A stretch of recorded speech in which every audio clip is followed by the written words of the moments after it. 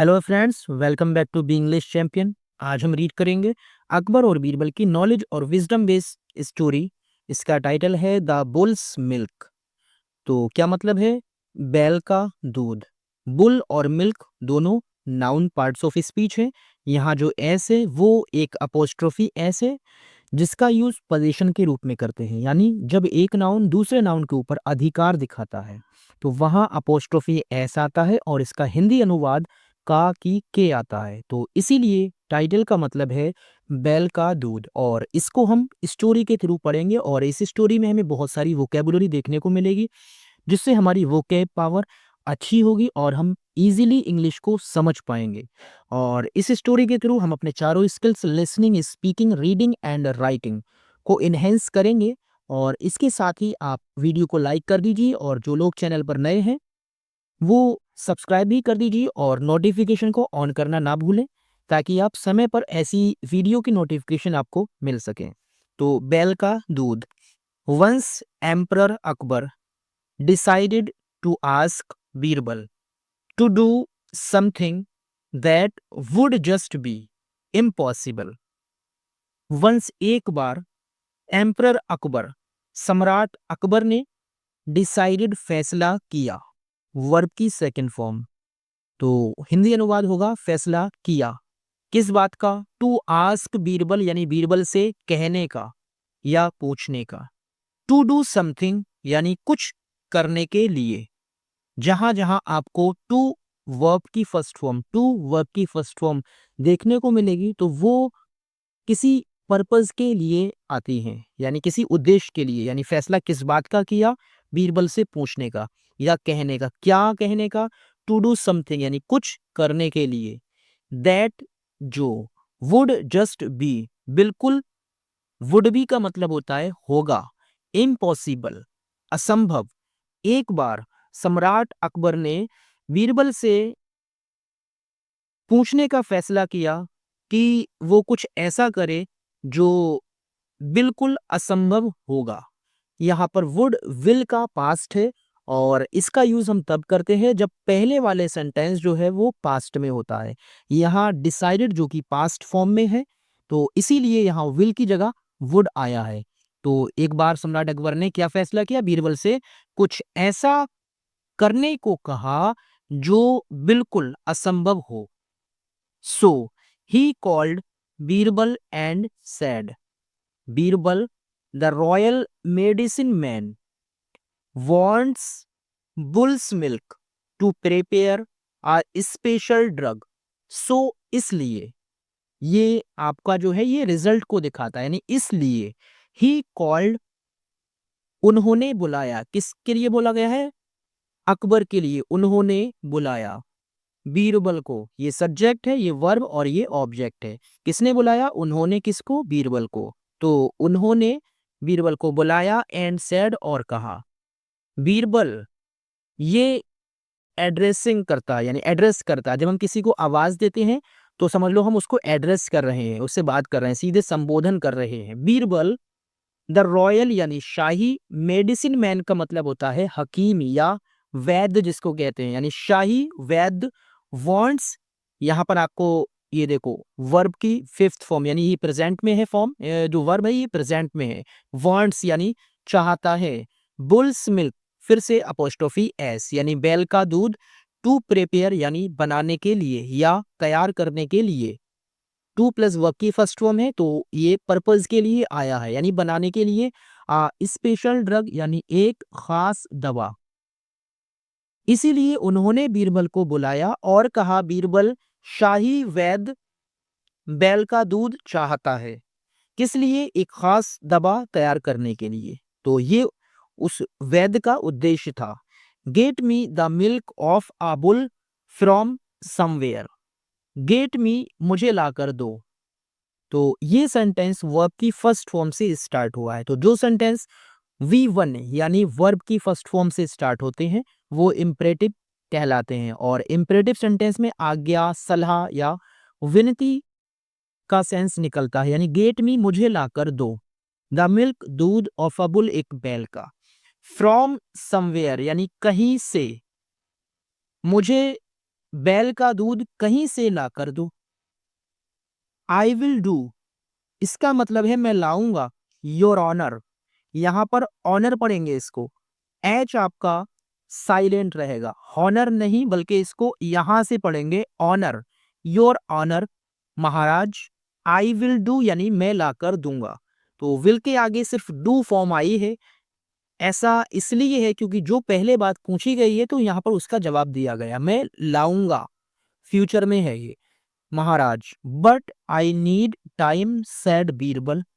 But लेकिन I need मुझे आवश्यकता है, टाइम यानी समय की, सेड कहा, बीरबल ने कहा महाराज मैं लाऊंगा लेकिन मुझे समय की आवश्यकता है।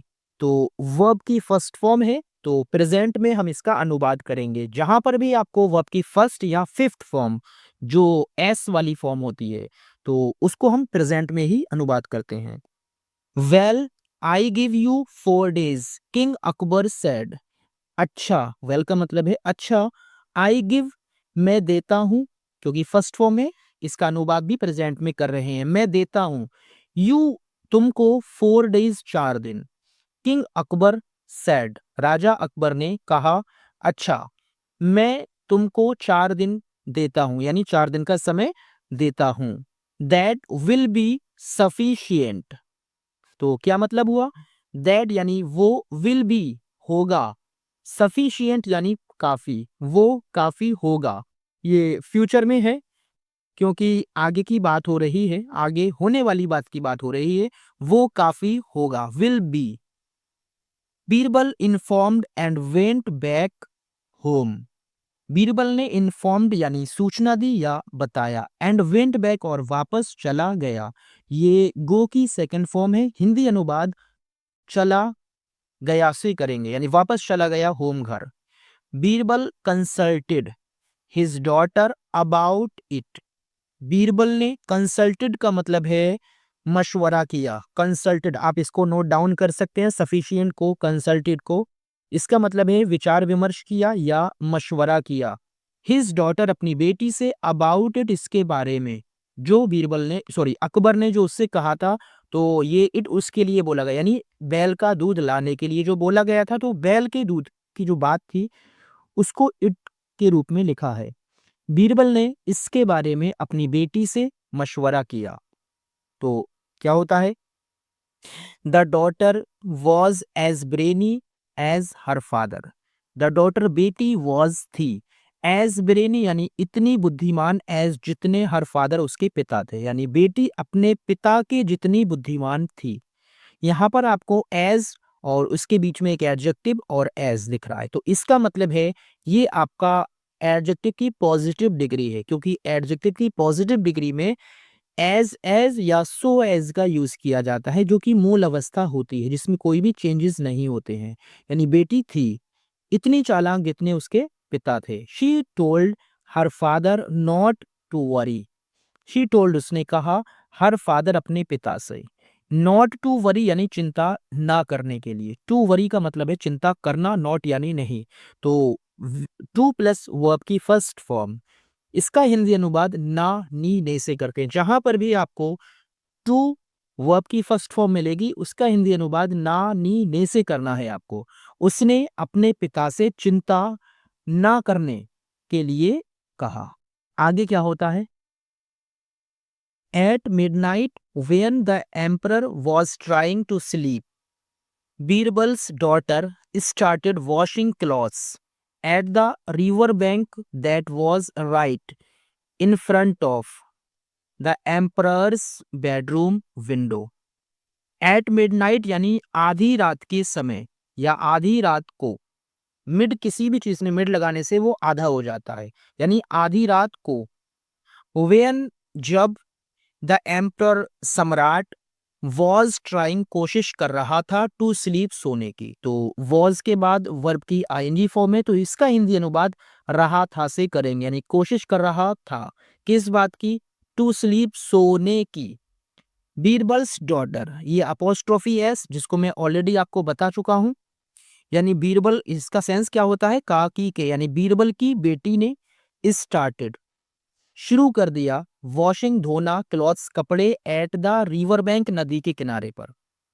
बीरबल की बेटी ने नदी के किनारे पर कपड़े धोना शुरू कर दिया। दैट वॉज जो थी, राइट यानी बिल्कुल, इन फ्रंट ऑफ के सामने, द एम्परर्स बेडरूम यानी सम्राट के बेडरूम की विंडो के।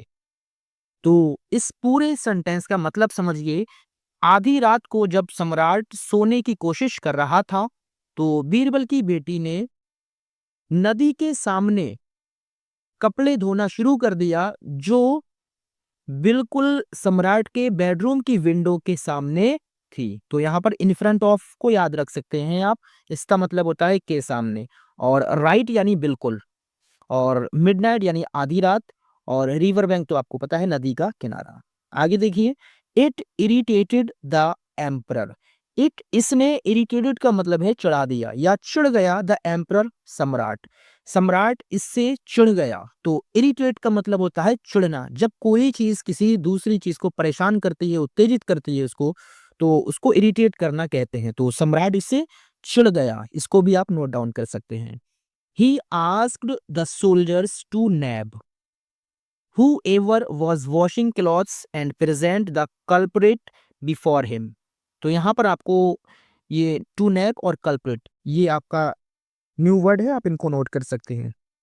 ही आस्क्ड उसने कहा, द सोल्जर्स सैनिकों से, टू नैब का मतलब होता है पकड़ना या पकड़कर लाने के लिए। हु एवर यानी जो भी, हु मिस होता है जो, और एवर लगा हुआ, तो हु एवर जो भी, वॉज वॉशिंग धो रहा था, वॉज के बाद फिर से वर्ब की आईएनजी फॉर्म है तो इसका सेंस भी आएगा धो रहा था, क्लॉथ्स कपड़े, एंड प्रेजेंट और पेश करना यानी उपस्थित करना या पेश करना, द कल्प्रिट का मतलब होता है अपराधी, बिफोर सामने, हिम उनके।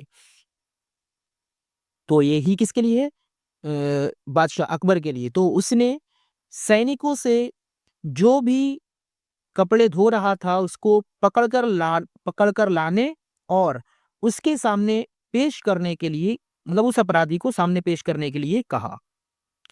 The soldier brought Birbal's daughter to the emperor.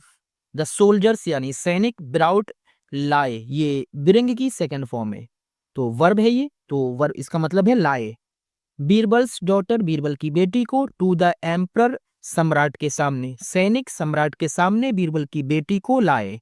The emperor observed, girl did you find time to wash clothes only at midnight. The emperor सम्राट ने, ऑब्जर्व्ड का मतलब है उसको देखते हुए कहा। ऑब्जर्व यानी जब किसी चीज को ध्यान से देखते हैं तो उसको ऑब्जर्व करना कहते हैं। ऑब्जर्व्ड यानी देखते हुए कहा, बेटी, डिड यू फाइंड क्या तुम्हें मिला, डिड लगा है पास्ट का सेंटेंस है ये, और इंटेरोगेटिव है, क्या तुम्हें मिला टाइम समय टू वॉश क्लॉथ्स कपड़े धोने का, ओनली एट मिडनाइट सिर्फ आधी रात को। सम्राट ने देखते हुए कहा, बेटी क्या तुमको सिर्फ आधी रात को ही कपड़े धोने का समय मिला। What had you been doing all day.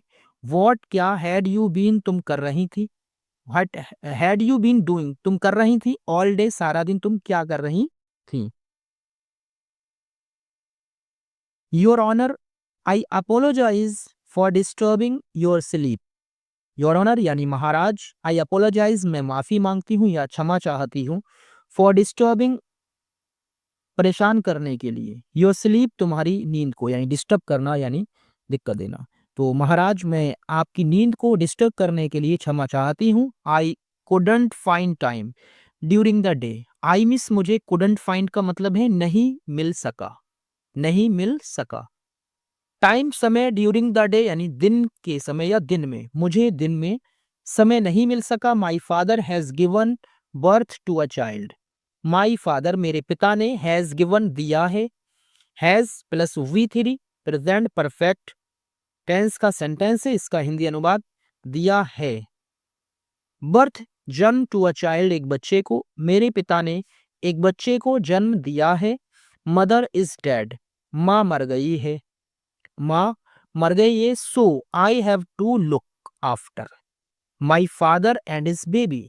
सो यानी इसलिए, आई मिस मुझे, हैव टू लुक आफ्टर देखभाल करनी है, देखभाल करनी पड़ती है।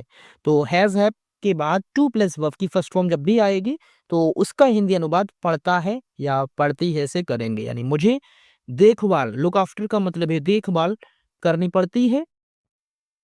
किसकी? माई फादर एंड हिज बेबी, अपने पिता और उनके बच्चे की मुझे देखभाल करनी पड़ती है। ओनली एट नाइट, सिर्फ रात को। Could I find time to wash clothes, यानी सिर्फ रात को। कुड आई, मुझे फाइंड मिल सका टाइम, समय, टू वॉश क्लॉथ्स, कपड़े धोने का, मुझे सिर्फ रात को ही समय मिल सका। During the day time I take care of the baby who is quite small. During the day time यानी दिन के समय में, आई टेक केयर में देखभाल करती हूँ, ऑफ द बेबी बच्चे की, हु यानी जो इसमें से, क्वाइट स्मॉल बिल्कुल छोटा, दिन के समय में मैं उस बच्चे की देखभाल करती हूँ जो बहुत छोटा है। तो ये क्वाइट स्मॉल, स्मॉल जो है वो एडजेक्टिव है, विशेषता बताता है किसकी? बच्चे की। और हु एक रिलेटिव प्रोनाउन के रूप में यूज किया है और किसके लिए बोला गया है? बच्चे के लिए, जो बच्चा यानी जो। I cook food for my father, I cook food, मैं खाना पकाती हूँ, फॉर माई फादर, अपने पिता के लिए मैं खाना पकाती हूँ। I feed the baby with milk, I miss में फीड का मतलब है पिलाती हूँ, वो आपकी फर्स्ट फॉर्म है तो हिंदी अनुवाद भी प्रेजेंट में ही करेंगे, पिलाती हूँ। द बेबी, उस बच्चे को, विद मिल्क यानी दूध, मैं उस बच्चे को दूध पिलाती हूँ। Then we have a cow, then यानी तब, वी हैव हमारे पास है, अ काऊ एक गाय, तब हमारे पास एक गाय है। यहाँ हैव का यूज पोजीशन के रूप में हुआ है और हिंदी अनुवाद पास है, तब हमारे पास एक गाय है। आई मिल्क हर, मैं उसका दूध दूती हूँ, यहाँ मिल्क का मतलब दूध दूती हूँ या निकालती हूँ। हर उसका, इन द मॉर्निंग सुबह में, एंड इन द इवनिंग और शाम में, मैं सुबह को और शाम को उसका दूध निकालती हूँ। I go to the jungle to cut green grass for it, I miss मैं गो जाती हूँ to the jungle, to cut काटने के लिए, ग्रीन ग्रास हरी घास, फॉर इट इसके लिए, हरी घास काटने के लिए मैं जंगल जाती हूँ। You are telling a lie, you are telling तुम बोल रही हो, अ लाई यानी झूठ। टेलिंग अ लाई एक फ्रेज है जिसका हमेशा साथ में ही यूज किया जाता है। टेलिंग अ लाई यानी झूठ बोलना होता है, टेल अ लाई, और टेलिंग है तो इसका हिंदी सेंस रहा से आएगा, क्योंकि जब वर्ब की आईनी फॉर्म आती है तो उसमें बोल रही ऐसे पढ़ते हैं, यानी तुम झूठ बोल रही हो।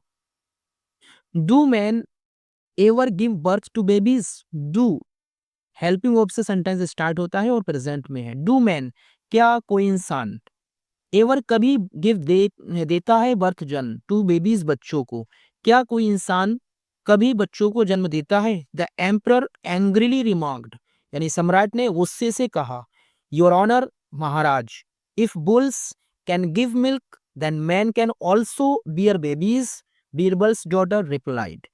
तो क्या कहा महाराज? इफ अगर, बुल्स यानी बैल कैन गिव दे सकते हैं मिल्क को दूध, देन तब मैन इंसान, कैन ऑल्सो मिस भी, कैन बियर यानी पैदा कर सकते हैं बेबीज बच्चे, बीरबल्स डॉटर बीरबल की बेटी ने रिप्लाइड उत्तर दिया, महाराज अगर बैल दूध दे सकते हैं तो इंसान भी बच्चों को पैदा कर सकते हैं।